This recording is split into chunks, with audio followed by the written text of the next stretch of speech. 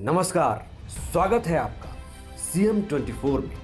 TV 24 का मध्य प्रदेश के मुख्यमंत्री डॉक्टर मोहन यादव की गतिविधियों का एक जीवंत और अनोखा बुलेटिन। हर 24 घंटे की धड़कन सीधे आपके घर तक। यहाँ हम देखते हैं उनके विजन, विकसित मध्य प्रदेश, मिशन टेक्नोलॉजी से समृद्ध राज्य और उन योजनाओं का सफर जो करोड़ों जिंदगियों में नई उम्मीदें जगा रही है।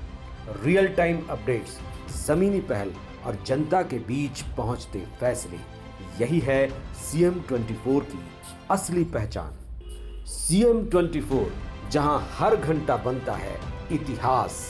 नमस्कार, सीएम 24 में आपका स्वागत है और मैं हूं आपके साथ मर्सी। महाकाल की नगरी उज्जैन में आध्यात्म और विज्ञान का अद्भुत संगम देखने को मिला। अंतर्राष्ट्रीय सम्मेलन Mahakal the master of time के जरिए दुनिया भर के वैज्ञानिकों और विद्वानों ने एक मंच साझा किया। मुख्यमंत्री डॉक्टर मोहन यादव के नेतृत्व में साइंस, संस्कृति और विकास तीनों का संगम नजर आया। साइंस सेंटर का लोकार्पण बड़ी विकास परियोजनाओं की सौगात और संवेदनशीलता की एक मिसाल भी, जब एक बेटी की अंतिम यात्रा में मुख्यमंत्री खुद शामिल हुए। आइए आपको दिखाते ये खास रिपोर्ट। उज्जैन में इतिहास और भविष्य एक ही मंच पर साथ नजर आए। Mahakal the master of time अंतर्राष्ट्रीय सम्मेलन का शुभारंभ हुआ, जहां भारतीय ज्ञान परंपरा और आधुनिक अंतरिक्ष विज्ञान पर वैश्विक मंथन शुरू हुआ।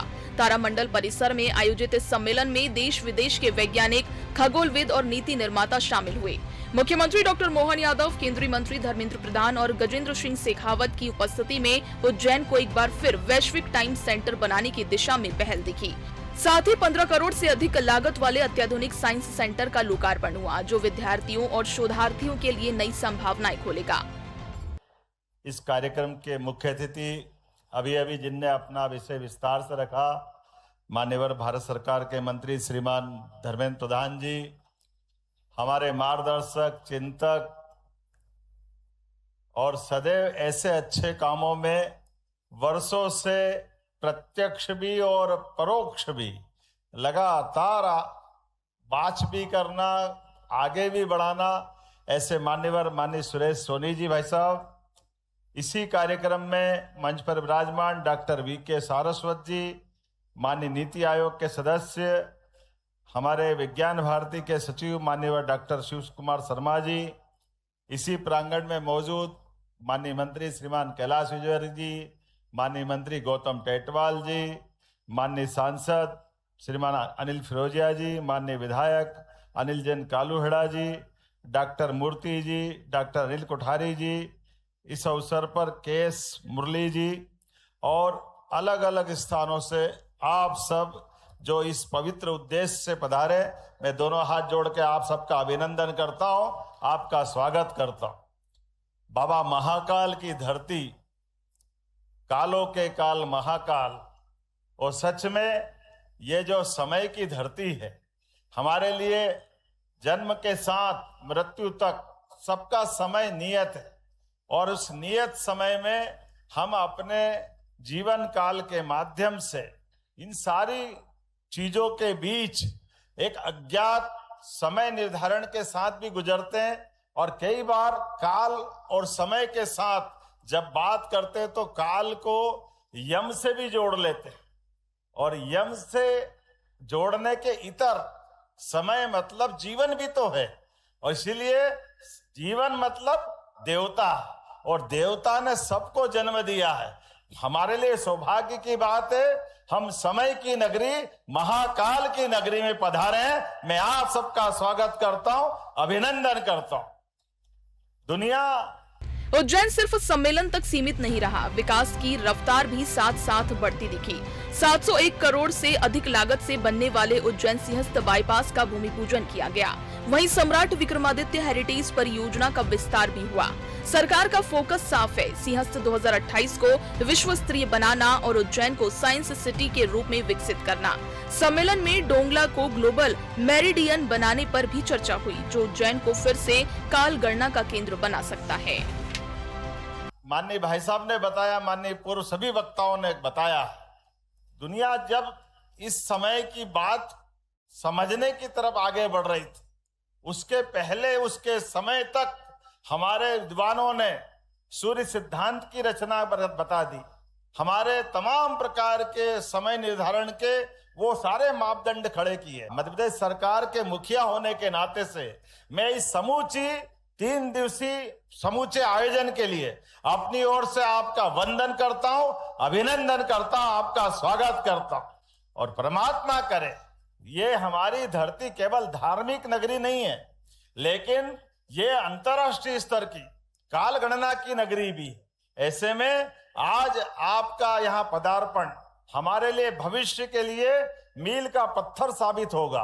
और ये बात भी सही है कि जो हम कह रहे हैं या आप मन में लाएंगे उसको प्रत्यक्षतः भौगोलिक दृष्टि से भी और भूगोल की दृष्टि से भी अपनी आंखों से देखा जा सकता है। तो मुझे तो इस बात की प्रसन्नता है मध्य प्रदेश सरकार की ओर से आज हमने अपने इसी कैंपस में न केवल स्पेस की दृष्टि से बीते समय में तारामंडल बनाया था और उसको भी उन्नत अवस्था में ले गए, लेकिन आज नया विज्ञान का बाकी जिज्ञासुओं को जानने समझने का एक नया केंद्र का 15.5 करोड़ की लागत से लोकार्पण किया है। मैं बधाई देना चाहूंगा, भारत सरकार के माध्यम से एक बड़ी सौगात मिल रही है। यह धर्म की नगरी के साथ साथ विज्ञान की नगरी है। आधुनिक यंत्रों के साथ आधुनिक प्रकार से भी इस विज्ञान की जिज्ञासा को बढ़ाते हुए जिज्ञासुओं की जिज्ञासा समाधान करने के लिए यहाँ आने जाने के लिए उज्जैन में एक बड़ा नया केंद्र खड़ा हो रहा है। तो एक तरह से विज्ञान की नगरी बना रहे हैं। ये साइंस सिटी का नया आज हमारा दूसरा चरण है। एक और आज यहाँ पर एक नई सौगात भी मिली है। जब नया विज्ञान केंद्र का लोकार्पण हुआ, नई विज्ञान के साथ ये नगर बनाने की बात कर रहे हैं, लेकिन आने वाले सिमस्त 2028 को लेकर भी हमारी सरकार लगातार काम कर रही है। ऐसे में जब 2028 का सिमस्त मेला आने वाला है तो हमारे उस सिमस्त में सभी व्यवस्थाओं को सुचारू संपन्न कराने के लिए मैं एक बाईपास बना रहे हैं, उसका 700 करोड़ का भूमि पूजन भी यही संपन्न हुआ है। मैं बधाई देना चाहता हूं। मैं आज के इस अवसर पर एक बार फिर आप सबका अभिनंदन करता हूं, स्वागत करता हूं। मेरी अपनी ओर से पुनश्च आप सबका वंदन, अभिनंदन। एक तरफ विकास की तस्वीर तो दूसरी तरफ संवेदनशीलता का उदाहरण। कनाडा में दिवंगत हुए उज्जैन के छात्र गुरकीरत सिंह का शव 20 दिन बाद जब घर पहुंचा तो पूरा शहर भावुक हो उठा। मुख्यमंत्री डॉक्टर मोहन यादव खुद अंतिम यात्रा में शामिल हुए, परिवार को ढांढस बंधाया और ये संदेश दिया कि राज्य सरकार हर नागरिक के साथ खड़ी है। केंद्र सरकार के सहयोग से शव को भारत लाया गया और पूरे सम्मान के साथ अंतिम विदाई दी गई। से हमारा अपना देहांत हुआ। मैंने उस दिन भी कहा था कि हमारा सबका फर्ज है हमारे राज्य के अंदर सुख दुख में हर परिवार के हम साथ हैं। ऐसे में ये कष्ट की घड़ी में माता पिता के हाल बड़े बेहाल थे और कई कारण से विदेश की अपने अंदर की जो कठिनाइयाँ बहुत सारे प्रकार के अलग अलग तरीके थे, लेकिन भारत सरकार के माध्यम से मध्य प्रदेश सरकार ने योग्य प्रयास किए। घटना तो देवयोग है, लेकिन हम अपने घटना के बाद अपनी संवेदनशीलता को लेकर के जिस प्रकार से माननीय मोदी जी के नेतृत्व में देश जाना जाता है, मध्य प्रदेश सरकार ने कदम से कदम मिला करके योग्य प्रयास किए। उसके कारण से परिवार का लाल का पार्थिव शरीर हमारे बीच प्राप्त हुआ। यद्यपि वो तो देव घर गए हैं। उज्जैन में जहां विज्ञान की चर्चा हुई, वहीं आस्था की परंपरा भी जीवंत रही। महाकाल मंदिर में भस्म आरती में केंद्रीय मंत्री धर्मेंद्र प्रधान और क्रिकेटर उमेश यादव शामिल हुए, जिसने इस आयोजन को आध्यात्मिक ऊंचाई भी दी। वहीं मुख्यमंत्री ने छत्रपति शिवाजी महाराज और फील्ड मार्शल सैम मानेकशॉ को नमन किया। इतिहास और राष्ट्रभक्ति की प्रेरणा को भी सामने रखा।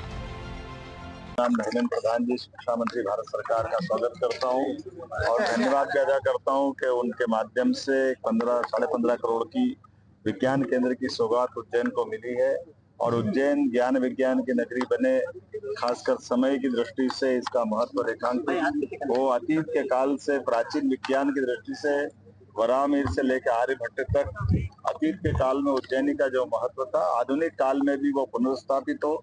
इसलिए 3 दिन के विद्वानों के साथ ये सेमिनार का शुभारंभ माननीय मंत्री जी के साथ आज हमने किया है। मुझे इस बात का संतोष भी है, हमारे विचार परिवार के विद्वानों के साथ हम सब मिलकर के यहाँ की विशेषताओं के साथ, खास करके काल गणना के आधार पर भारतीय जीवन पद्धति हमारी सभी ऋतुओं, मौसम, त्योहार के साथ जीवन की अद्भुत शैली अपनाती है। ऐसे समय में माननीय मोदी जी के नेतृत्व में देश नवाचार के साथ हमारे प्राचीन ज्ञान को विज्ञान के साथ जोड़ा, विरासत से विकास की तरफ जब बढ़ने की बात कर रहा है, ऐसे में इसी प्रकार के कार्यक्रमों की आवश्यकता है। एक बार फिर उज्जैन को काल गणना की नगरी, महाकाल के स्टैंडर्ड टाइम की बात करके माननीय मंत्री धर्मेंद्र प्रधान जी ने ये हमारे प्राचीन ज्ञान को गौरव दिलाने का काम किया। मैं उनका आभार भी मानता हूं और उम्मीद करता हूं कि विद्वान इस दिशा में लगातार चिंतन करते हुए स्टैंडर्ड टाइम कौन सा होना चाहिए, कैसा होना चाहिए, ये विश्व में इस बात को रेखांकित करते हुए हमारे प्राचीन ज्ञान की तरफ बढ़ेंगे। मेरी अपनी ओर से सरकार का फोकस सिर्फ आयोजन नहीं बल्कि दीर्घकालिक विजन पर है। राष्ट्रीय शिक्षा नीति 2020 के अनुरूप युवाओं को भारतीय ज्ञान परंपरा से जोड़ने की पहल, स्पेस टेक्नोलॉजी, इनोवेशन और रिसर्च को बढ़ावा, साथ ही पेंशनरों की बड़ी राहत देते हुए महंगाई राहत में वृद्धि का निर्णय भी लिया गया। ये दिखाता है कि सरकार विकास और कल्याण दोनों मोर्चों पर सक्रिय है। तो उज्जैन से निकला ये संदेश साफ है कि मध्य प्रदेश अब सिर्फ परंपरा का वाहक नहीं बल्कि भविष्य की दिशा तय करने वाला राज्य बन रहा है, जहां महाकाल की आस्था भी है और विज्ञान का विश्वास भी। और शायद यही संगम मध्य प्रदेश को नई पहचान देने वाला है। Bureau report, CM24 Bhopal. CM24 में इतना ही। आप देखते रहिए TV24। नमस्कार।